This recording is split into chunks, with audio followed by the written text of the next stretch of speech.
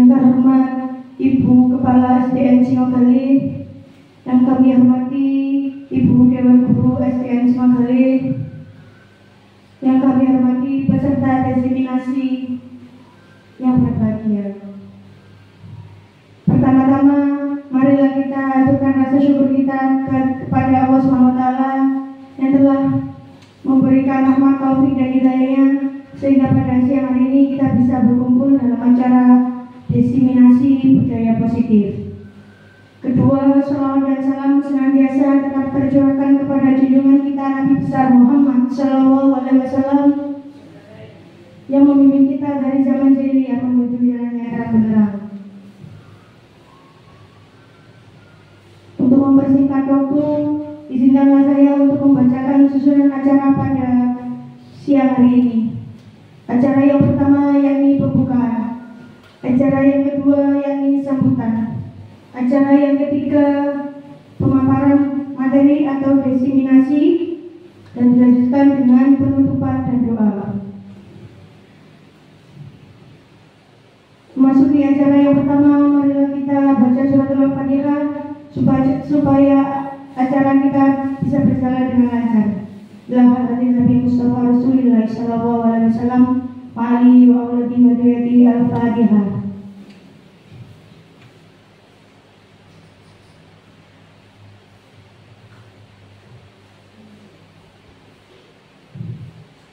Memasuki acara yang kedua yakni sambutan. Kepada Ibu Kepala SDN Singogali, waktu dan tempat dipersilakan.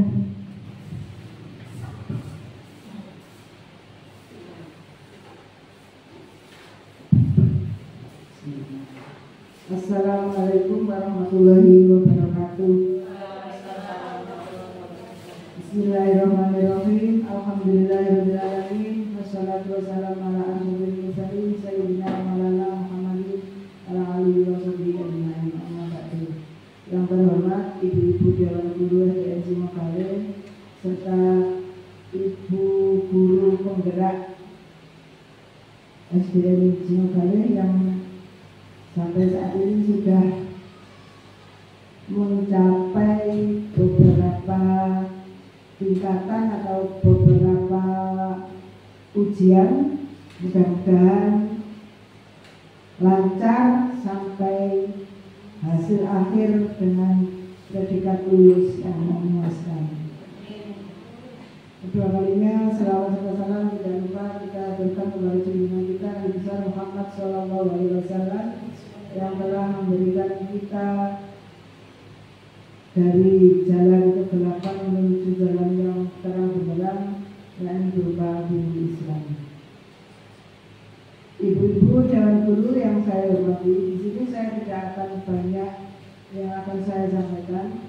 Yang pertama, saya ucapkan selamat kepada Ibu Dwi Herawati yang mewakili Kecamatan Tarik, satu-satunya guru penggerak di Kecamatan Tarik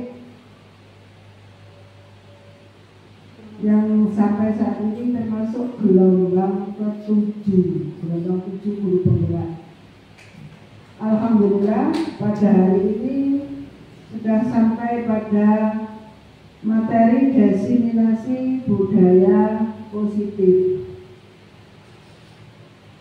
Saya hanya bisa memberikan motivasi kepada Bu Dwi Herawati jangan sampai putus asa, tetap berusaha, kerja keras terus, jaga kesehatan agar bisa mencapai apa yang dicita-citakan.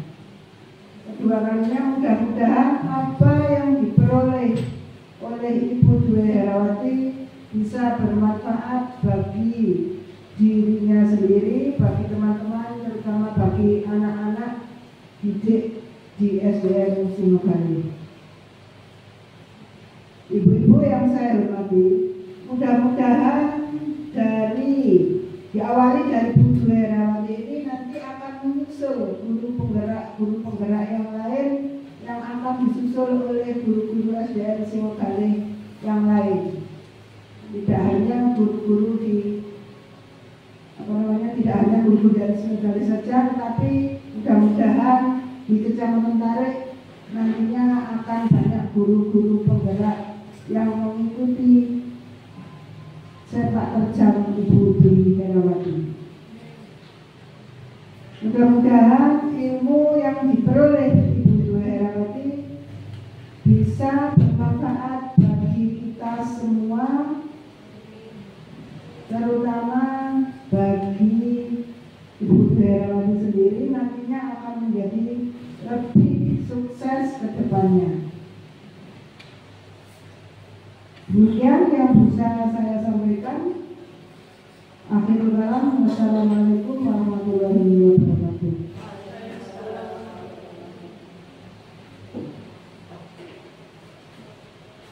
Terima kasih disampaikan.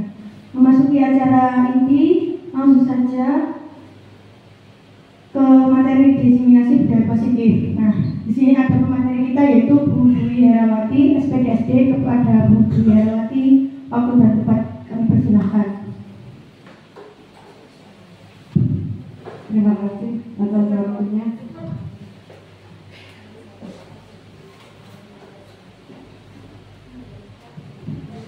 Assalamualaikum warahmatullahi wabarakatuh. Salam bahagia Ibu Guru hebat semuanya. Mohon maaf sebelumnya, hari ini saya akan memaparkan tentang diseminasi budaya positif yang telah saya peroleh selama kurang lebih saya mengikuti pendidikan guru penggerak ini selama 2 bulan atau 8 minggu. Materi ini adalah materi pemungkas pada modul 1. Di sini saya tidak bermaksud untuk menggurui Ibu Guru hebat semuanya. Saya hanya ingin berbagi apa yang saya peroleh. Jika nanti dalam pemaparan materi saya kurang berkenan, saya mohon maaf yang sebesar-besarnya. Dan apabila pada penyampaian materi hari ini ada kurang atau masukan dari jenengan, insya Allah saya akan lebih senang, lebih terbuka menerima apa yang menjadi kekurangan saya. Saja kita mulai ya. Untuk agenda kita sudah dibacakan tadi oleh moderator. Sekarang untuk memulai acara diseminasi ini ada pertanyaan pemantik. Nanti dari Ibu Guru ini semuanya, kira-kira dari pertanyaan-pertanyaan ini jenengan hanya kira-kira setuju apa tidak dengan pertanyaan-pertanyaan ini? Yang pertama, pertanyaan pertama adalah hukuman dapat mendisiplinkan anak. Kira-kira Ibu Guru hebat semua setuju apa tidak? Tidak. Nanti kita lanjutkan untuk bagaimana pembahasannya. Selanjutnya pertanyaan yang kedua, pemberian hukuman dengan hal positif seperti membaca atau membersihkan halaman sekolah dapat meningkatkan disiplin anak. Setuju atau tidak Bu Guru? Setuju. Ada yang dapat mengatakan tidak setuju? Bagaimana setuju semuanya? Selanjutnya pertanyaan pemantik yang ketiga adalah memberi penghargaan dapat meningkatkan motivasi belajar anak. Kira-kira bagaimana Ibu Guru? Setuju. Nah, nanti kita pelajari satu persatu. Apakah pendapat kita setuju atau tidak setuju tadi sesuai dengan pemikiran-pemikiran para ahli yang telah saya pelajari. Untuk slide selanjutnya, untuk materi diseminasi saya hari ini ada 6 poin. Yang pertama adalah disiplin positif dan nilai-nilai bagikan universal. Berikutnya ada teori motivasi, hukuman dan penghargaan serta restitusi. Selanjutnya ada keyakinan kelas. Keempat ada kebutuhan dasar manusia dan dunia berkualitas. Yang kelima ada restitusi tentang 5 posisi kontrol seorang guru. Dan yang keenam adalah tentang segitiga restitusi. Yang pertama untuk eksplorasi konsep pembelajaran disiplin positif dan nilai-nilai kebajikan universal. Di sini Bu Guru coba saya kepingin jenengan itu menggenggam sesuatu di tangan jenengan, sesuatu entah kertas atau apa yang di situ jenengan tuliskan yang merupakan sesuatu yang sangat berharga bagi jenengan semua. Monggo, silakan kepalkan tangan jenengan yang di situ ada sesuatu yang sangat berharga. Coba kira-kira saya pengen dari Bu Desi, boleh saya buka kepala jenengan, saya minta itu, boleh? Kalau dari Bu Tia, boleh saya minta, tapi diberikan ya kepada saya. Oke. Dari Bu Desi, kira-kira boleh nggak saya minta yang ada di kepala jenengan? Boleh nggak? Boleh atau tidak? Boleh atau tidak? Boleh. Kalau dari Bu Ella sendiri, saya minta yang ada di kepala jenengan, boleh atau tidak? Tidak. Kalau dari Bu Nurjana sendiri? Oh, dipinjam, diberikan kepada saya, nanti dikembalikan. Oke, boleh berarti ya. Kalau dari kita sendiri bagaimana? Boleh. Nah, ini dari Ibu senior kita, Ibu Syafiq, kira-kira kepala jenengan ini boleh tidak saya minta? Boleh. Alhamdulillah. Ternyata dari Ibu guru hebat yang ada di sini, saya memperoleh banyak dari apa yang jenengan genggam tadi. Nah, di sini kepahaman kita ini berisi tentang prinsip-prinsip yang ada pada diri kita. Ini menggambarkan prinsip-prinsip yang kita pegang.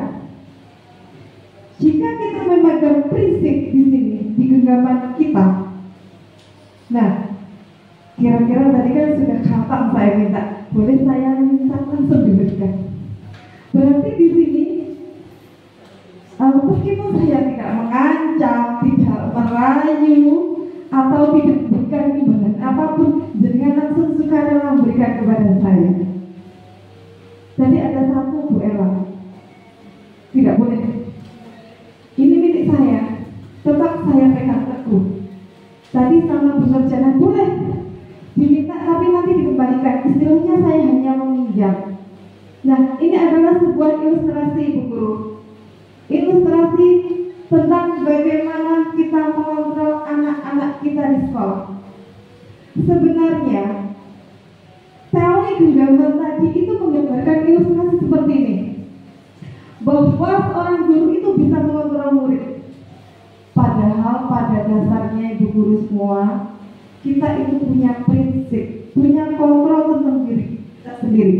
Tadi saya tanya ke Bu guru yang memberikan dengan sukarela ini, tadi genggamannya berisi ini. Kira-kira Bu, tadi memberikan ke saya itu atas inisiatif jenengan apa karena paksaan dari saya? Inisiatif sendiri. Inisiatif sendiri. Kalau tadi jenengan Bu? Inisiatif sendiri. Inisiatif sendiri. Saya mau tanya yang digenggam erat ini. Kira-kira bagaimana Bu tadi? Bagaimana jenengan menggenggam tadi itu? Bisa tidak saya bujuk? Bisa tidak saya rayu? Jenengan tetap kekeh tadi. Itu kenapa kok seperti itu? Karena ini merupakan milik saya dan tidak akan saya berikan kepada seseorang supaya tidak tahu apa yang saya berikan. Oke. Terima kasih.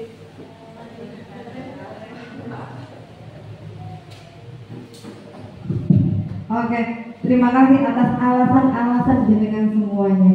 Nah, kita semuanya pada dasarnya punya kontrol diri, punya kontrol untuk saya mau membuka genggaman saya, untuk saya berikan atau saya buka atas dasar kemauan saya sendiri atau atas dasar kemauan orang lain.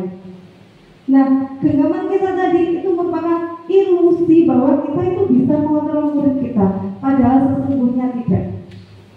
Mereka dengan sukarela belajar bersama kita karena mereka mempunyai motivasi intrinsik, punya kontrol dirinya. Saya mau belajar sama Bu Ella karena mereka memang mau, memang berasal dari dirinya sendiri. Selanjutnya, ilusi bahwa kritik dan buat orang merasa bersalah dapat menguatkan karakter itu hanya ilusi, Bu. Kita mendapat kritikan, Bu Hera itu orangnya seperti ini. Kalau saya dari dalam diri saya mau untuk mengubah itu, maka saya bisa mengubah karakter saya, tapi tidak atas inisiatif orang lain. Selanjutnya, ilusi bahwa semua kekuatan positif, efektif dan bermanfaat. Tidak selalu. Selanjutnya, ilusi bahwa orang dewasa memiliki hak untuk memaksa, apalagi kita sebagai orang dewasa, kita itu orang tua. Terkadang kita suka memaksakan kehendak kita kepada anak kita. Kita kepingin anak kita menjadi apa yang kita mau. Tetapi kalau mereka tidak mau merubah diri mereka sendiri, kita tidak akan mendapatkan anak-anak kita seperti apa yang kita mau. Untuk selanjutnya,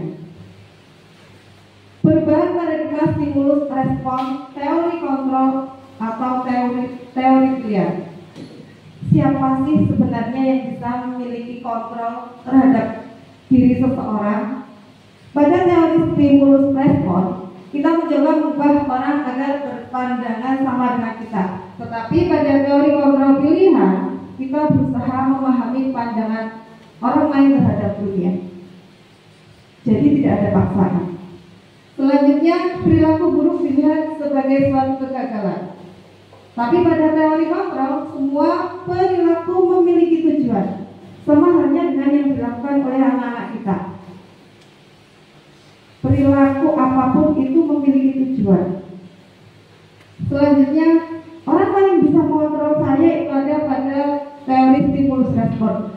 Namun pada teori kontrol, hanya Anda yang bisa mengontrol diri Anda. Seperti tadi saya meminta kepada jenengan semua, diberikan kepada saya tanya, atas dorongan atau motivasi dari siapa jenengan berikan kepada saya? Nah, jenengan sudah jawab dari diri saya sendiri. Nggak saya bujuk ya tadi ya, nggak saya kasih iming-iming apa-apa ya. Nah, seperti itu. Nah, yang paling menonjol di sini adalah pada teori kontrol pilihan adalah model berpikir menang-menang. Tetapi pada teori stimulus respon, model berpikir itu ada menang dan kalah. Selanjutnya di sini ada disiplin positif. Menurut Dr. William Glasser terbagi menjadi 4, yaitu Anda tidak bisa mengontrol orang lain. Hanya Anda yang bisa mengontrol diri Anda sendiri. Kira-kira teori kontrol ini menurut jenengan sependapat tidak? Apakah jenengan sependapat dengan teori yang pertama, Anda tidak bisa mengontrol orang lain, hanya Anda yang bisa mengontrol diri Anda sendiri. Bagaimana? Jenengan sependapat atau tidak? Sepakat? Sepakat. Semua perilaku memiliki tujuan. Nanti akan kita jabarkan satu-satu. Selanjutnya, model berpikir menang-menang. Kolaborasi dan konsensus menciptakan pilihan-pilihan baru. Di sini nanti akan saya jelaskan tentang 5 posisi kontrol seorang guru atau kita sebagai orang tua. Selanjutnya ada realitas atau kebutuhan kita berbeda. Kita berusaha memahami pandangan orang lain tentang dunia. Setiap orang memiliki gambaran berbeda. Nah, di sini juga nanti saya akan menjelaskan tentang 5 kebutuhan dasar manusia. Selanjutnya di sini ada makna disiplin. Disiplin berasal dari bahasa Latin disiplina yang artinya adalah belajar. Makna asal dari kata ini berkonotasi dengan disiplin diri dari murid-murid Socrates dan Plato. Disiplin diri membuat orang menggali potensinya menuju sebuah tujuan apa yang dihargai. Namun dalam budaya kita, makna kata disiplin telah berubah menjadi sesuatu yang dilakukan seseorang pada orang lain untuk mendapatkan kepatuhan. Kecenderungan umum adalah menghubungkan kata disiplin dengan ketidaknyamanan, bukan dengan apa yang kita hargai atau pencapaian suatu tujuan dunia. Selanjutnya di sini ada nilai-nilai kebajikan universal. Kira-kira jenengan, ibu guru semua pernah nggak mendengar kata-kata kebajikan universal. Seperti Bu Guru. Mungkin ada yang saya sudah pernah mendengar sekali, atau mungkin saya hanya mendengar saat di sini saja. Sudah pernah menjumpai ketika saya buka Google atau dan sebagainya. Bagaimana Bu Guru? Belum. Sama dengan saya. Ketika saya belum pelajari modul ini, saya juga belum pernah mengetahui apa sih kebajikan universal itu. Nah, pada modul ini saya juga pelajari tentang nilai-nilai kebajikan universal. Nilai-nilai kebajikan universal yaitu sifat-sifat positif manusia yang merupakan tujuan mulia yang ingin dicapai setiap individu. Nilai-nilai tersebut bernilai universal dan lintas bahasa, suku bangsa, agama maupun latar belakang. Seperti yang sudah dijelaskan di atas tadi, bahwa menurut William Glasser pada teori kontrolnya, bahwa setiap perilaku manusia itu mempunyai tujuan. Dengan mengaitkan nilai-nilai kebajikan yang diyakini oleh seseorang, maka motivasi intrinsiknya akan berbangun, sehingga menggerakkan motivasi dari dalam untuk dapat mencapai tujuan yang diinginkan. Ini menurut Diana Glasser. Nah, apa sih nilai-nilai kebajikan itu? Apa yang tujuan kita terhadap murid kita? Kira-kira kita sebagai guru, karakter apa yang ingin kita capai pada murid-murid kita? Apa Bu Guru? Dimensi apa? Seperti apa yang kita inginkan terhadap karakter murid kita? Pernah mendengar kata profil pelajar Pancasila nggih? Nggih. Sudah tahu nggih ada berapa profil pelajar Pancasila nggih? Ada 6 nggih. Di sini ada yang pertama adalah beriman, bertakwa terhadap Tuhan Yang Maha Esa dan berakhlak mulia. Kita tentunya kepingin murid-murid kita menjadi anak-anak yang seperti itu. Berikutnya ada mandiri, bernalar kritis, berkebinekaan global, bergotong royong dan kreatif. Nah, inilah tujuan kita. Kita berharap bahwa murid-murid kita mempunyai karakter-karakter yang berdasar pada profil pelajar Pancasila ini. Selanjutnya kita akan belajar tentang motivasi, teori motivasi, hukuman, penghargaan, dan restitusi. Ibu guru hebat semua. Mari kita tanyakan kepada diri kita sendiri, bagaimana kita berperilaku? Mengapa kita melakukan segala sesuatu? Apakah kita melakukan sesuatu karena adanya dorongan dari lingkungan atau dorongan orang lain? Terkadang kita melakukan sesuatu karena kita menghindari rasa sakit atau ketidaknyamanan. Terkadang juga kita melakukan sesuatu untuk mendapatkan apa yang kita mau. Benar nggih? Benar. Terkadang kita melakukan sesuatu, kita pasti punya tujuan. Saya mau berangkat ke sekolah, saya mau berangkat bekerja. Itu pasti ada tujuan. Nah, selanjutnya di sini kita akan belajar tentang disiplin menurut motivasi disiplin menurut Diana Glasser. Yang pertama, seperti yang sudah disebutkan tadi, bahwa setiap perilaku memiliki tujuan. Tujuan yang pertama adalah untuk menghindari ketidaknyamanan atau hukuman. Ini juga kita temui pada murid-murid kita. Terkadang anak berangkat pagi karena alasan apa Bu? Supaya tidak dihukum. Anak mengerjakan tugas, tujuannya supaya tidak dihukum. Nah, ini merupakan tingkatan terendah dari motivasi.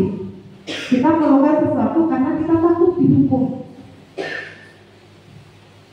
Selanjutnya, motivasi yang kedua adalah untuk mendapatkan imbalan atau penghargaan dari orang lain. Sepakat nih? Sepakat. Terkadang anak melakukan, saya mau berangkat pagi biar dipuji oleh bu guru. Saya mau bersikap bersikap sopan supaya saya mendapat pujian dari Bu Guru. Nah, sama halnya dengan kita. Mungkin dalam diri kita juga seperti itu. Kita sebagai ibu dan juga istri di rumah, terkadang kita melakukan sesuatu itu karena ingin dipuji suami. Saya mau berhemat, nanti biar dipuji sama suami, istri saya baik sekali. Nah, itu berarti untuk mendapatkan penghargaan. Ini tingkatan yang kedua. Selanjutnya, untuk menjadi orang yang mereka inginkan dan menghargai diri sendiri dengan nilai-nilai yang mereka percaya. Ini adalah motivasi terbaik Ibu Guru. Orang dengan motivasi ini akan bertanya, akan menjadi orang seperti apa apabila saya melakukannya. Nah, sama halnya yang dilakukan murid. Mereka tidak harus melakukan sesuatu karena mereka takut atau ingin dipuji, tapi mereka memang menumbuhkan motivasi intrinsik dari dalam dirinya. Ini yang kita mau. Anak-anak dengan sadar melakukan sesuatu, tidak karena yang satu atau yang dua tadi. Selanjutnya, tujuan dari disiplin positif adalah menanamkan motivasi yang ketiga. Yang ketiga tadi apa, Bu? Menumbuhkan motivasi dari dalam diri atau secara intrinsik, menjadi orang yang mereka inginkan dan menghargai diri sendiri dengan nilai-nilai yang mereka percaya. Ketika murid-murid kita memiliki motivasi tersebut, mereka telah memiliki motivasi intrinsik yang berdampak jangka panjang. Motivasi yang tidak akan terpengaruh pada adanya hukuman ataupun penghargaan. Nah, pertanyaannya sekarang, bagaimana cara kita sebagai seorang guru untuk menanamkan disiplin positif kepada murid-murid kita? Bagaimana Bu Guru? Yang selama ini kita lakukan? Tersebut Ibu, menanamkan disiplin positif pada anak-anak kita. Anak-anak kita suruh baris di depan, anak-anak berdoa sebelum pelajaran, anak-anak harus mengajungkan tangan dulu sebelum menjawab pertanyaan. Berarti itu lewat apa Bu Guru? Iya benar, lewat pembiasaan. Nah, kenapa harus lewat pembiasaan? Karena dengan adanya pembiasaan, maka secara tidak sadar mereka akan membentuk seperti apa yang kita bukan seperti apa yang kita mau, membentuk kesadaran dirinya, melakukan sesuatu tanpa harus adanya paksaan. Seperti halnya kita sudah terbiasa anak-anak sebelum pelajaran dimulai, meskipun Bu Guru belum datang, anak-anak sudah terbiasa berdoa, terbiasa menyanyikan lagu wajib, terbiasa membaca Pancasila dan pembiasaan-pembiasaan yang lain. Gitu deh. Selanjutnya tadi ini sudah saya jelaskan bahwa motivasi itu yang tiga tadi, bahwa 1 dan 2 itu merupakan motivasi eksternal, sedangkan yang ketiga merupakan motivasi internal dengan tujuan disiplin positif. Nah, ini ada kata merdeka menurut Ki Hajar Dewantara. Merdeka itu artinya tidak hanya terlepas dari perintah, akan tetapi juga cakap buat memerintah diri sendiri. Tadi sudah dijelaskan bahwa kontrol diri itu ada pada diri kita sendiri, bukan orang lain yang mengontrol kita. Nah, di sini Bu, ini sangat menarik buat saya ketika saya pelajari modul ini. Dihukum oleh penghargaan. Nah, tadi kan di awal saya sudah menanyakan bagaimana apakah penghargaan itu dapat memotivasi belajar siswa. Nah, di sini bahwa penghargaan berlaku sama dengan hukuman. Saya baru tersadar ketika saya mempelajari modul ini. Saya setuju dan tidak setuju sebenarnya. Dalam arti minta atau membujuk seorang melakukan sesuatu untuk memenuhi suatu tujuan tertentu dari orang yang meminta atau membujuk. Tadi motivasi eksternal, melakukan sesuatu karena takut akan dihukum dipuji. Nah, yang di sini ingin dipuji melalui penghargaan. Ternyata penghargaan juga berdampak negatif. Dorongannya adalah eksternal dan akan ada faktor ketergantungannya. Nah, ini adalah faktor-faktor atau segi negatif jika kita memberikan suatu penghargaan kepada anak didik kita atau siswa kita ataupun anak-anak kita di sekolah. Yang pertama, pengaruh jangka pendek dan jangka panjang. Jangka pendek, anak-anak itu akan merasakan motivasi. Umpama kita penghargaan, kita berikan senyuman atau ancaman jempol, wah bagus sekali kerjaannya. Besok kalau kita lupa memberikan ancaman jempol atau memberikan penghargaan lagi, mereka akan merasa kecewa. Jadi untuk memberikan penghargaan itu pengaruhnya hanya jangka pendek. Jangka panjangnya mereka akan terpengaruh secara psikis. Selanjutnya, penghargaan menghukum. Sama halnya seperti tadi. Mereka akan merasa kecewa kepada kita ketika kita tidak memberikan penghargaan lagi kepada mereka. Penghargaan mengurangi ketepatan. Selanjutnya, penghargaan tidak efektif, penghargaan merusak hubungan, penghargaan menurunkan kualitas, penghargaan mematikan kreativitas, serta penghargaan mengurangi motivasi intrinsik. Seperti tadi ya, bahwa penghargaan merupakan motivasi ekstrinsik. Selanjutnya, contoh pengakuan ini bisa kita lewati. Nah, coba di sini saya ingin tahu dari jenengan semua, ini merupakan konsekuensi atau hukuman menurut Bu Guru semua. Yang pertama, anak disuruh mencatat 100 kali di dalam buku kalimat, saya tidak akan terlambat lagi ketika dia terlambat ke sekolah. Menurut Ibu Guru hebat semua, ini termasuk hukuman atau konsekuensi? Hukuman. Selanjutnya, lari mengelilingi lapangan basket 2 kali karena terlambat hadir di sekolah, termasuk apa Bu? Hukuman. Selanjutnya, murid diminta untuk push up 15 kali karena tidak menggunakan masker ke sekolah. Bagaimana? Hukuman. Selanjutnya ada membersihkan tumpahan air di meja ketika tersenggol saat belajar. Masuk apa Bu? Konsekuensi. Selanjutnya, murid disuruh untuk mengenakan sepatu seharian di sekolah karena tidak mengenakan sepatu hitam dan putih. Masuk hukuman apa konsekuensi? Hukuman atau konsekuensi? Apa nih? Karena tidak mengenakan sepatu hitam. Hukuman. Kita lanjut.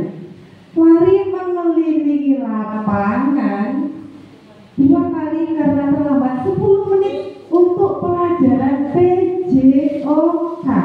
Pelajaran PJOK. Dan seperti hukuman apa konsekuensi? Kita lihat jawabannya. Nah, menggantikan ketersediaan tadi sudah benar ya. Terus yang ini, lari mengelilingi lapangan bola basket sebanyak 2 kali karena terlambat mengikuti pelajaran PJOK. Nah, tapi Ibu Guru semua ini sudah hebat, bisa membedakan antara konsekuensi ataupun hukuman. Nah, yang membedakan antara hukuman dan konsekuensi adalah ini. Yang pertama, hukuman itu merupakan sesuatu yang menyakitkan harus terjadi. Sedangkan pada konsekuensi sesuatu harus terjadi.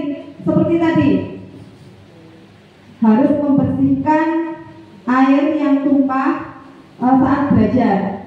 Berarti sesuatu itu harus terjadi. Sifatnya tanggung jawabnya atas perbuatan yang telah dilakukan. Selanjutnya, membuat anak sakit. Tadi lari lapangan, membuat anak sakit. Sifatnya adalah memaksa. Selanjutnya, untuk konsekuensi, membuat anak merasa tidak nyaman dalam jangka waktu pendek. Mama tadi disuruh membersihkan air, jangka waktunya pendek. Tetapi ketika kita berikan hukuman berlari lapangan, jangka waktunya bisa panjang. Selanjutnya, hukuman merupakan paksaan, tetapi pada konsekuensi itu merupakan stimulus respon. Apa yang kita berbuat harus kita pertanggungjawabkan, itu merupakan konsekuensi. Nah, di dalam hukuman anak akan timbul rasa marah, rasa bersalah, dipermalukan, merasa tidak dihargai. Ini sering kita jumpai nih. Seperti tadi umpama anak kita suruh lari lapangan, dia akan marah, menimbulkan rasa dendam. Mungkin awas nanti kalau pulang sepeda guru akan saya kempes, seperti itu. Selanjutnya, nah ini ada kata restitusi, Bu Guru. Ini juga merupakan pengetahuan baru buat saya. Selain ada hukuman dan juga konsekuensi, ini merupakan sebuah pilihan terbaik. Apa itu restitusi? Restitusi merupakan proses menciptakan kondisi bagi murid untuk memperbaiki kesalahan mereka, sehingga mereka bisa kembali pada kelompok mereka dengan karakter yang lebih kuat. Restitusi juga merupakan proses kolaboratif yang mengajarkan murid untuk mencari solusi untuk masalah mereka. Kolaboratif yang di sini adalah antara guru dan juga murid yang mengalami masalah. Selanjutnya, nah ini ada tabel tentang pembeda antara hukuman, konsekuensi, dan restitusi. Nah, di sini hukuman itu sudah merupakan identitas gagal dari suatu disiplin. Sedangkan identitas suksesnya suatu disiplin itu ada pada konsekuensi dan lebih tinggi ada pada restitusi. Ini adalah ciri-ciri restitusi. Yang pertama, restitusi bukan untuk menebus kesalahan, namun untuk belajar dari kesalahan. Selanjutnya, restitusi itu akan memperbaiki hubungan. Restitusi merupakan tawaran, bukan paksaan. Kita menawarkan solusi-solusi kepada siswa-siswa kita yang bermasalah. Restitusi menuntun untuk melihat ke dalam diri. Anak kita tuntut untuk melihat kesalahannya apa sih. Selanjutnya, restitusi mencari kebutuhan dasar yang didasari tindakan. Nanti saya akan menjelaskan tentang 5 kebutuhan dasar yang dimiliki atau harus kita penuhi. Restitusi diri adalah cara yang paling baik, motivasi internal tadi. Selanjutnya, restitusi fokus pada karakternya, bukan suatu tindakan. Yang kita harapkan adalah perubahan karakternya. Selanjutnya, restitusi fokus pada solusi. Ketika kita menghadapi masalah siswa, kita bimbing siswa itu untuk mencari solusinya, bukan mencari kesalahannya. Selanjutnya, restitusi mengembalikan murid yang berbuat salah pada kelompoknya. Ketika murid kita melakukan kesalahan, dan mereka kembali pada kelompoknya, mereka tidak akan merasakan saya ini ternoda gitu bahasanya. Saya telah bersalah atau seperti apa gitu ya. Selanjutnya yang kita bahas adalah tentang keyakinan kelas. Nah, coba di sini ada pertanyaan, Bu. Mengapa tidak peraturan saja? Peraturan saja. Mengapa harus keyakinan? Yang pertama, mengapa kita memiliki peraturan harus menggunakan helm bila mengendarai kendaraan roda 2? Ini menurut jenengan suatu peraturan apa keyakinan? Peraturan. Berarti jenengan merasa terpaksa nih melakukannya, memakai helm. Ada, ya di sini ada tulisan peraturan. Nah, kalau kita merasa terpaksa melakukan sesuatu itu berarti peraturan. Tapi kalau kita yakin dengan pakai helm kita akan selamat, nah itu berarti ada motivasi secara internal. Selanjutnya, mengapa kita memiliki peraturan 3M? Menggunakan masker, mencuci tangan, dan menjaga jarak 1,5 meter. merupakan peraturan atau keyakinan? Dan putih keyakinan. Yakinnya dengan melakukan ini apa? Sehat, betul sekali. Kita bisa menjadi sehat dengan melakukan ini. Kita yakin dari dalam diri kita sendiri ada keyakinan untuk melakukan itu. Maka secara sadar kita mau melakukan itu. Kita juga nggak ada yang menyuruh untuk saat ini yang sekarang katanya sudah bebas dari virus corona, tapi kita tetap bermasker karena kita sadar, kita yakin dengan kita bermasker, mencuci tangan atau menjaga jarak, kita tidak akan menularkan atau ditulari. Seperti itu, ya. Selanjutnya, mengapa kita memiliki peraturan harus datang tepat waktu pada saat mengikuti pelatihan? Kira-kira ini peraturan atau keyakinan, ya?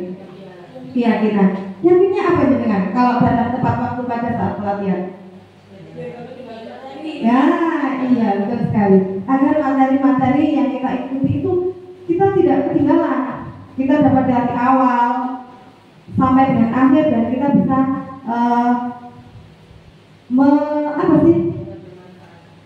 mengambil manfaatnya dari apa yang kita ikuti. Nah, untuk mendukung motivasi intrinsik, kembali ke nilai-nilai atau keyakinan-keyakinan lebih menggerakkan seorang dibandingkan mengikuti serangkaian peraturan. Betul nggih? Kita yakin. Nek yakin, insya Allah kita akan sadar mau melakukannya sendiri. Tapi nek aku helman gak ketangkep polisi. Nek gak polisi berarti gak helman nggih.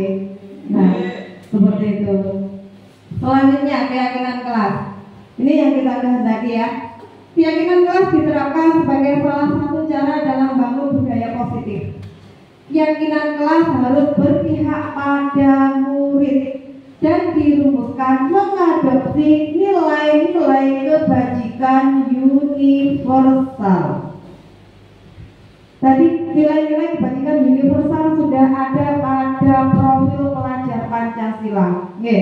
Nah, berikut merupakan langkah-langkah membuat keyakinan kelas. Yang pertama, kita jelaskan pada murid tentang pentingnya keyakinan kelas. Selanjutnya, kita pastikan murid-murid kita memahami nilai-nilai kebajikan. Kita juga bisa menjelaskan nilai-nilai kebajikan itu apa sih? Ada gotong royong, suka kebersihan, saling menghormati, dan lain sebagainya. Memberikan kesempatan pada murid untuk menyampaikan keyakinan mereka masing-masing. Jadi kita tidak memaksakan. Mereka menuliskan keyakinan-keyakinan yang mereka yakini, menuliskan ide-ide yang mereka yakini. Biasanya penerapannya kita berikan anak-anak secari kertas atau sticky note tentang ide-ide mereka. Kita tempel pada kertas tentang keyakinan kelas. Nah, setelah itu kita bantu murid-murid kita berdiskusi menyatukan keyakinan kelas. Tentu banyak sekali yang ditulis anak-anak. Ada gotong royong, ada kebersihan, ada kepatuhan dan lain sebagainya. Nah, ini kita diskusikan, kita simpulkan menjadi suatu keyakinan. Setelah itu kita pastikan bahwa anak-anak memahami apa yang kita diskusikan tadi. Dan yang terakhir adalah menempel keyakinan kelas yang disepakati. Namun di sini guru harus memberikan keteladanannya. Jangan sampai hanya menyuruh muridnya. Oke. Dan ini mohon maaf yang terakhir itu biasanya keyakinan kelas itu karena sudah disepakati bersama, biasanya kita bubuhkan tanda tangan bersama antara guru dan murid. Selanjutnya, nah di sini peraturan itu merupakan komponen paling kecil dari semuanya. Dari peraturan kelas kita lebih luas lagi menjadi keyakinan kelas.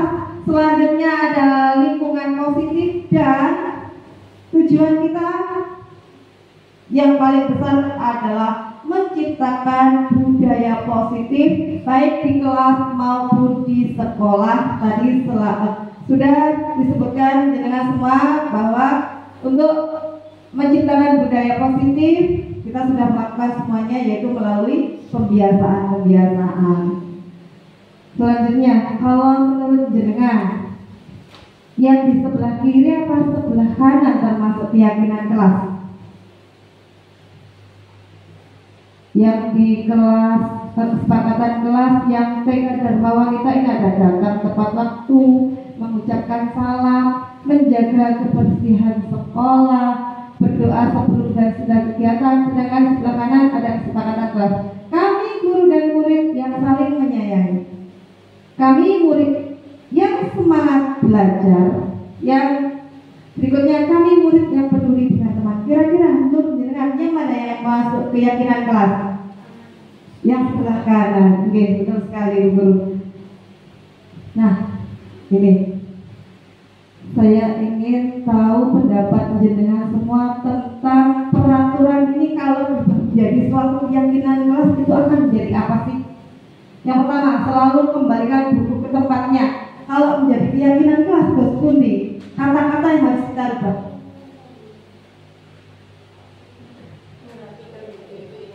Merapikan buku itu indah, boleh.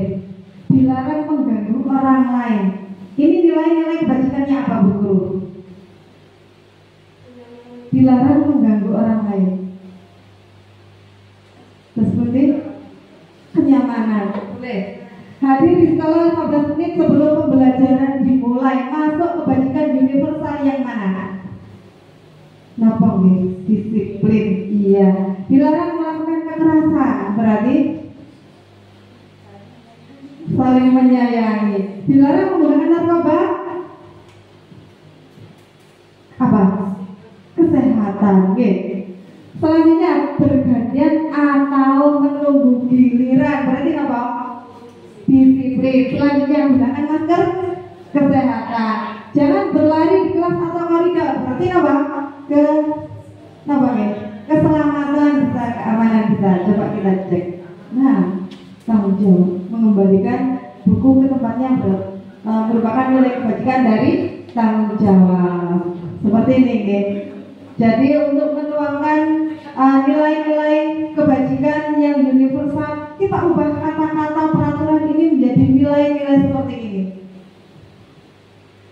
Selanjutnya, kebutuhan dasar manusia dan dunia berkualitas. Kebutuhan dasar manusia. Sudah berkali-kali saya sebutkan, menurut Diana Gosset, bahwa setiap perilaku manusia itu memiliki tujuan tertentu. Semua yang kita lakukan merupakan usaha terbaik kita untuk memenuhi kebutuhan kita. Nah, kebutuhan kita itu apa saja? Nah, kebutuhan dasar manusia itu terbagi menjadi 5. Ada kebutuhan bertahan hidup atau survival, kebutuhan kasih sayang dan rasa diterima, love and belonging. Ada kebutuhan kebebasan atau freedom. Ada kebutuhan kesenangan atau fun, dan kebutuhan penguasaan atau power.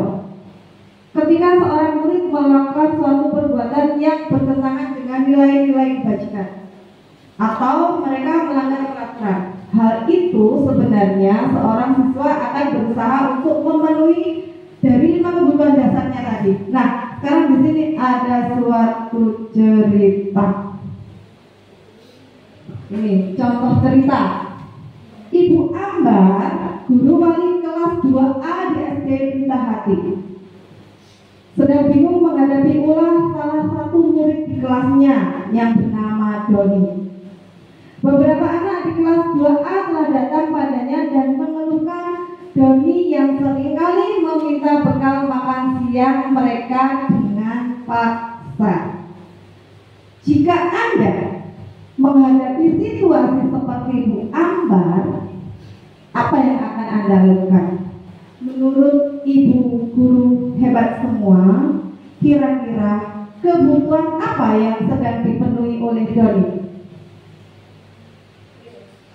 Kebutuhan primer. Tadi kebutuhan dasar kita ada 5 nih. Kebutuhan dasar bertahan hidup, love and belonging. Tadi ada kebutuhan kasih sayang, ada kebutuhan kesenangan, ada kebutuhan penguasaan. Okay. Nah, kalau kita lihat deskripsinya, kebutuhan bertahan hidup tadi survival. Kalau kita kenal dengan sandang, pangan, papan. Okay. Terus kebutuhan kasih sayang dan rasa diterima. Untuk disayangi dan diterima meliputi kebutuhan akan hubungan dan koneksi sosial. Seperti halnya yang mungkin yang dialami oleh murid-murid kita. Mungkin di rumah mereka kurang mendapatkan kasih sayang dari orang tua. Nah, mereka akan berusaha memenuhi kebutuhan itu di sekolah. Entah mencari perhatian dari temannya, mencari perhatian dari bu guru. Selanjutnya ada kebutuhan untuk bebas atau kebebasan. Anak kita beri kebebasan untuk memilih. Umpama dalam materi praktek, kita bisa memberikan pilihan kepada anak-anak. Anak-anak mau praktek di dalam ruangan atau di luar ruangan. Anak-anak mau belajar dengan cara yang bagaimana. Nah, itu sebuah pilihan. Kesenangan, kebutuhan untuk merasa senang merupakan kebutuhan untuk mencari kesenangan, bermain, tertawa. Biasanya di kelas sering kita temui ketika kita menjelaskan materi kita kepada anak-anak, ada anak yang sibuk sekali gambar atau mainan pensilnya atau suka jawil-jawil temannya. Nah, itu ternyata mereka sedang memenuhi kebutuhannya tentang kebutuhan kesenangan. Selanjutnya ada penguasaan atau kebutuhan pengakuan atas kemampuan.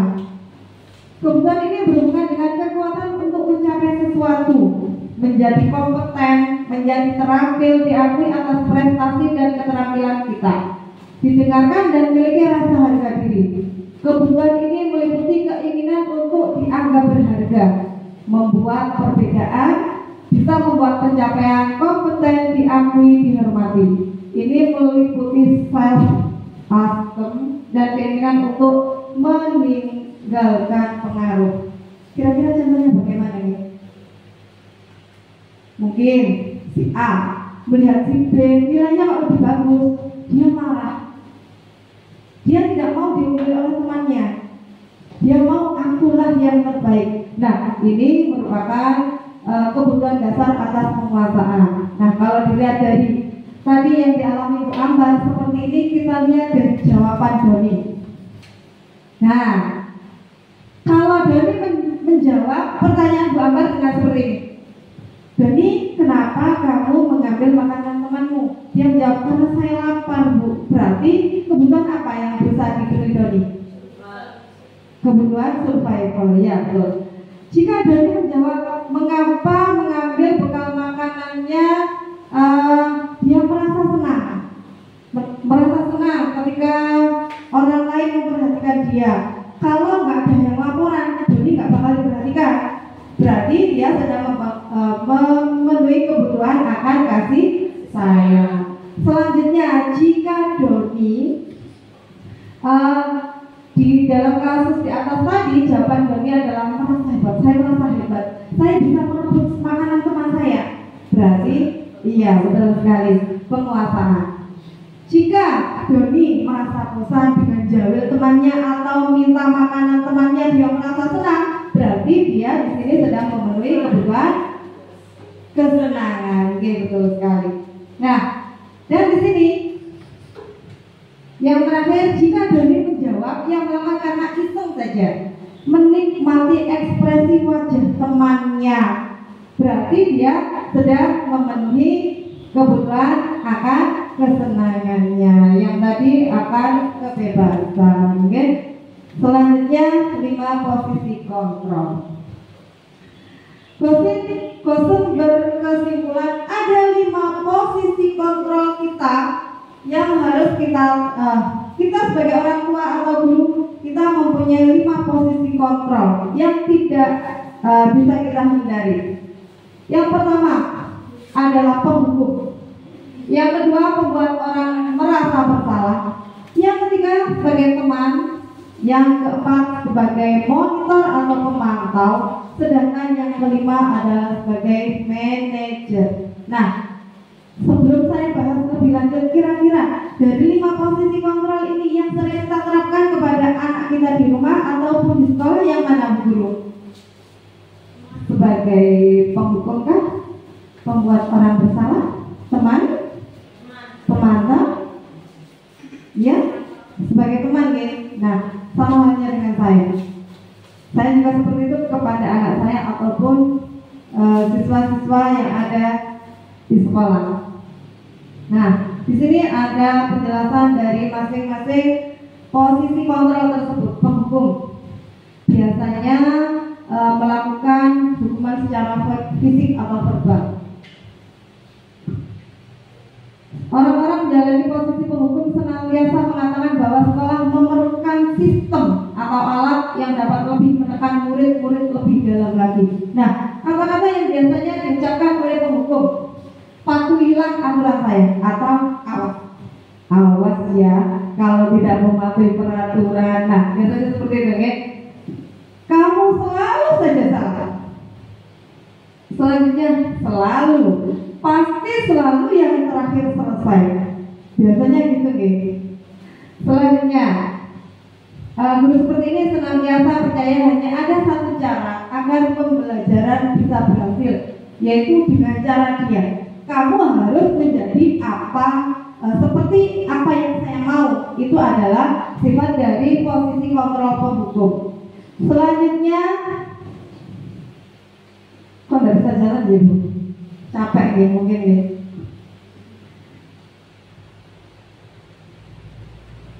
Mohon maaf. Membuat orang merasa bersama. Pada posisi ini biasanya guru akan bersuara lebih lembut. Membuat orang merasa bersalah akan menggunakan keheningan dan membuat orang lain merasa tidak nyaman, bersalah atau merendah diri. Nah, kata-kata yang biasanya dilakukan oleh posisi kontrol ini adalah, ibu sangat kecewa sekali dengan kamu. Atau mungkin yang biasa kita lakukan, ingat gak sama ayah dan ibu yang sudah bekerja untuk sampean? Gak kasihan sama mereka. Nah, ini merupakan posisi kontrol sebagai pembuat orang merasa bersalah. Nah, apa dampaknya jika kita menerapkan posisi ini terhadap masalah siswa? Di posisi ini murid akan merasa mempunyai nilai yang buruk. Dia merasa, siapa saya? Aduh, saya telah mengecewakan banyak orang. Saya menjadi anak yang durhaka terhadap orang tua saya. Nah, ini tidak kita inginkan. Selanjutnya, ini yang sering kita alami atau kita posisikan diri sebagai seorang teman dalam menghadapi masalah anak. Guru pada posisi ini tidak akan menyakiti murid, namun akan tetap berupaya mengontrol murid melalui persuasi, melalui bujukan-bujukan. Posisi teman pada guru bisa negatif atau positif. Positif di sini berupa hubungan baik yang terjalin antara guru dan murid. Nah, biasanya kata-kata yang dilontarkan seorang guru dengan posisi sebagai teman itu, ayo bantulah demi bapak ya. Ayo ingat tidak bantuan bapak selama ini. Nah, biasanya pada posisi ini kita itu sering merasa tidak dihargai oleh murid, merasa bahwa kita adalah teman mereka. Terkadang cara bicaranya saja sudah beda. Dia teman saya bebas berbicara atau melakukan apapun dengan dia. Nah, guru tidak kurang dihargai oleh murid. Biasanya murid akan merasa dikecewakan. Ketika guru tidak bisa menemani siswa yang bermasalah, dia akan merasa kecewa. Di mana teman saya? Di mana adanya guru yang biasanya menemani saya ketika saya menghadapi masalah? Dia hanya percaya pada satu orang saja, namun pada orang lain dia tidak menaruh kepercayaan lagi. Umpama A menganggap dia sebagai temannya. Apa-apa nyari dia, Bu, saya lapar, cari dia. Bu, saya mau ke kamar mandi, cari dia. Bu, saya nggak bisa nulis, saya nggak punya gini. Maunya sama dia, tapi sama guru lain tidak. Ini adalah posisi kontrol sebagai seorang teman. Selanjutnya adalah pemantau. Monitor berarti mengawasi. Pada saat kita mengawasi, kita bertanggung jawab atas perilaku orang-orang yang kita awasi. Posisi pemantau berdasarkan pada peraturan dan konsekuensi.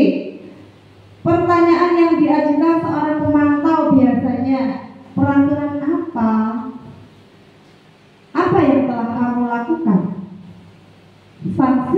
atau konsekuensinya apa? Nah, ini sering kita terapkan ya kepada murid-murid kita yang bermasalah ya.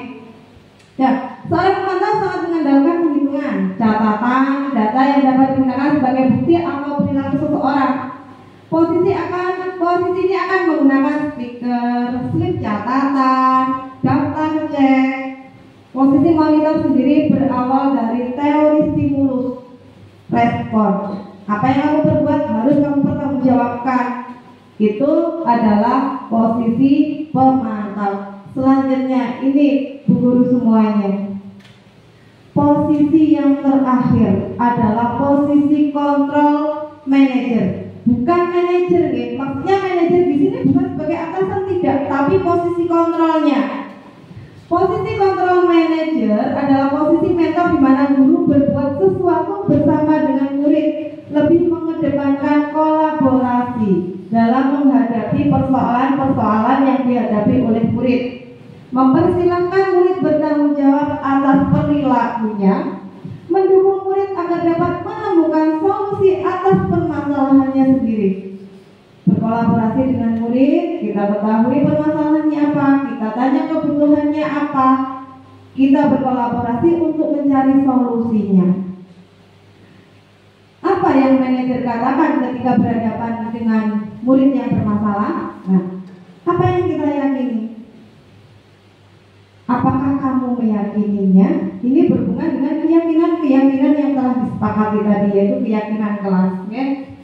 Selanjutnya, jika kamu meyakininya, suatu keyakinan yang kamu percaya tadi, bisakah kamu memperbaikinya? Ini adalah ciri seorang manajer. Selanjutnya, nah di sini Bu Guru semua, dalam praktek keseharian kita sering memposisikan diri kita sebagai teman atau pemantau. Oke, benar gak? Kalau kita menghadapi murid kita yang bermasalah, kamu ingat gak sama peraturannya? Kalau kamu melanggar peraturan ini, konsekuensinya apa? Nah itu pemantau. Kalau teman ya itu tadi ya. Selanjutnya, namun dari semua posisi-posisi kontrol yang telah kita terapkan, itu akan berubah seiring waktu. Kita lihat kondisi murid kita yang bermasalah. Jika memang siap untuk memperbaiki diri, mencari solusinya, kita akan memposisikan diri kita sebagai posisi kontrol manager. Namun ketika murid kita belum siap untuk mengungkapkan permasalahannya, kita bisa memposisikan diri kita sebagai teman. Dengan bujukan-bujukan, dengan kata-kata kita yang halus, dengan keakraban yang kita ciptakan, mereka akan mau mengutarakan, lebih terbuka, mengutarakan permasalahan yang mereka hadapi. Nah, ini saya ingin tahu supaya nggak ngantuk ya. Ini ada pernyataan. Kira-kira pernyataan ini siapa yang mengatakan dari 5 posisi kontrol tadi?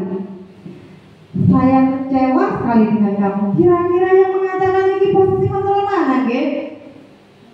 Tadi ada penghukum, ada pemantau, pembuat rasa bersalah, ada teman, ada pembuat rasa bersalah. Yang kedua, kamu tidak pernah benar melakukannya, tersebut penghukum. Selanjutnya, ayolah lakukan demi Bapak Ibu, teman. Selanjutnya, apakah kamu mau mendapatkan stiker bintang hari ini? Tersebut pemantau. Selanjutnya, bagaimana kamu bisa menyelesaikan masalah ini? Manajer. Kamu selalu yang paling terakhir. Penghukum. Kita lihat jawabannya ini. Nah, terus sekali. Selanjutnya ini adalah 5 posisi kontrol tadi dalam tabel seperti ini. Nah, kita bergerak di antara yang mana? Peraturan, pemantau, ada konsekuensi atau hadiah, atau nilai-nilai manajer untuk memperbaiki kesalahan-kesalahan yang dibuat oleh siswa kita. Yang ini insya Allah materi yang terakhir tentang segitiga restitusi. Apa sih segitiga restitusi itu? Segitiga biasa Bu, biasa saya lihat, sudah biasa saya dengar. Kalau segitiganya, kalau ditambah dengan restitusi, nah itu yang baru buat kita nih, sama dengan saya.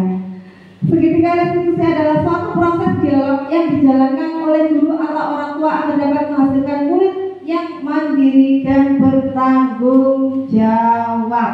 Nah, ini kemarin di demonstrasi kontekstual saya sudah melakukan demonstrasi penerapan segitiga restitusi dan memposisikan diri sebagai posisi kontrol seorang manajer.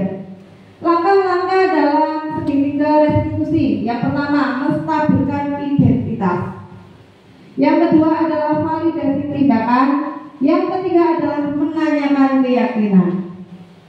Pada proses menstabilkan identitas, guru berkata, jika kita menemui murid kita yang bermasalah, kita tidak harus serta-merta, kamu jadi ngapain? Apa yang kamu lakukan? Tidak. Tapi kita menguatkan, mengembalikan identitas siswa supaya dia tidak secara dalam terperosok dalam masalahnya. Kita kuatkan dengan kata-kata, berbuat salah itu hal yang manusiawi. Semua orang pasti pernah berbuat salah.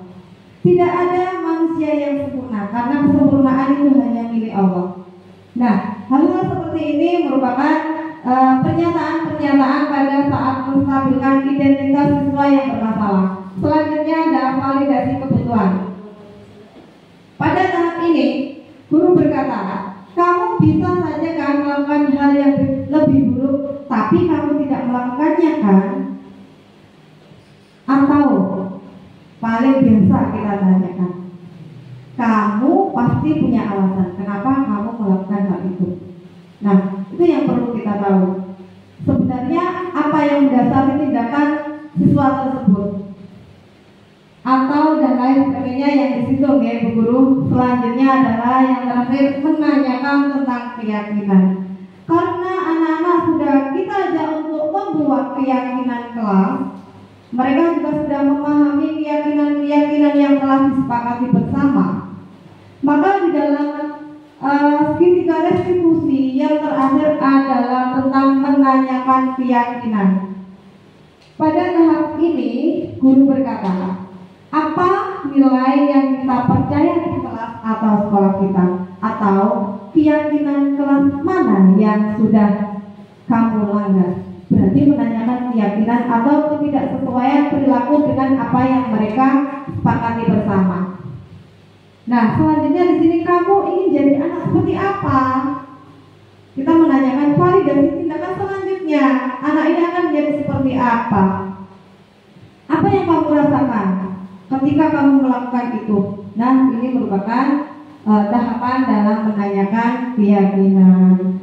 Nah, ini sudah untuk intervensi 30 detik setelah tahapan-tahapan tersebut, maka anak akan kembali pada kelompoknya dengan karakter yang lebih kuat. Terima kasih. Alhamdulillah kita sudah selesai. Terima kasih Bu Guru semua. Mohon maaf jika dalam pemaparan saya tadi kurang interaktif, membuat suasana malah jadi lebih ngantuk karena jam-jamnya juga jam-jam sudah jam-jam rawan. Mohon maaf. Itu saja yang dari saya. Terima kasih. Semoga bermanfaat.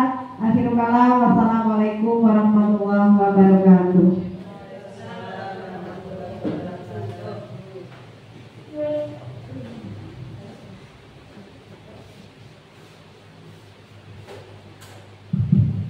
Terima kasih kepada pemateri kita hari ini. Materinya sangat menarik sekali, yaitu tentang segitiga restitusi ya. Untuk pemateri kita hari ini yang sudah memberikan ilmunya yang sangat manfaat sekali buat kita semua. Semoga kita bisa menerapkan apa yang sudah kita dapatkan hari ini. Amin. Nah, selanjutnya untuk acara yang terakhir yang penutupan, di sini saya sebagai pembawa acara, apabila ada kata-kata yang kurang berkenan, saya mohon maaf yang sebesar-besarnya. Dan saya akhiri, wassalamualaikum warahmatullahi wabarakatuh.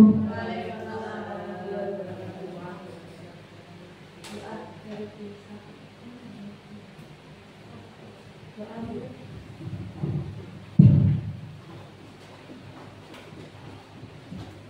Bismillahirrahmanirrahim. Alhamdulillahirrahmanirrahim. Allahumma sholli ala sayyidina Muhammad wa ala ali Muhammad. Alhamdulillahirabbil alamin. Rabbana zalamna anfusana wa in lam taghfir lana wa tarhamna lanakunanna minal khasirin. Rabbana la tuzigh qulubana ba'da idh hadaytana wa hab lana min ladunka rahmah innaka antal wahhab. Rabbana taqabbal minna innaka antas samiul alim wa tub 'alaina innaka antat tawwabur rahim. Rabbana hab lana min azwajina wa dhurriyyatina qurrata a'yun waj'alna lil muttaqina imama. Rabbi hab li minas sholihin wa hab li minas sholihin wa hab li minas sholihin. Rabbana atina fid dunya hasanah wa fil akhirati hasanah wa qina adzabannar. Wa sallallahu ala sayyidina Muhammad wa ala alihi wa sahbihi wa sallam.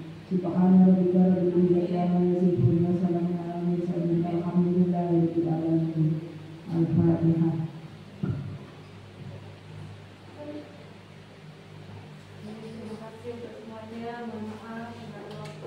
Assalamualaikum warahmatullahi wabarakatuh. Perkenalkan, nama saya Setia Wulandari.